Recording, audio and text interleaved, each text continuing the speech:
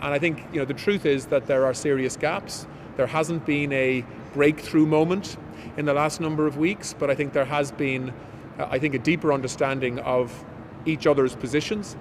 Do I think that all issues can be resolved linked to the protocol by the end of the year? I think that's a very tall order and unlikely to happen. But I think we should still give time and space to the negotiating teams to continue to work through what are difficult issues for both sides.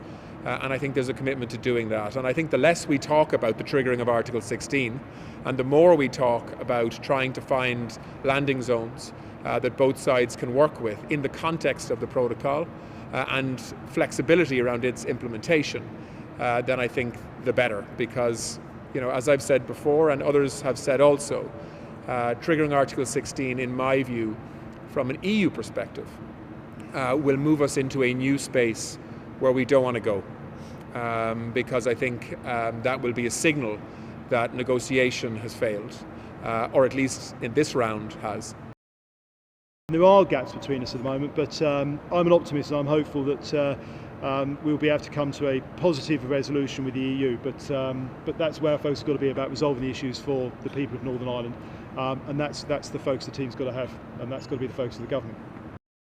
It's not new that there are concerns in Washington in terms of the impact of the sort of polarized politics around the protocol and its implementation on the broader peace process and political stability in Northern Ireland. I think many in Washington see themselves as sort of international guarantors that are associated with the peace process that they regard as an enormous success story from their perspective in terms of the contribution that the US made to that.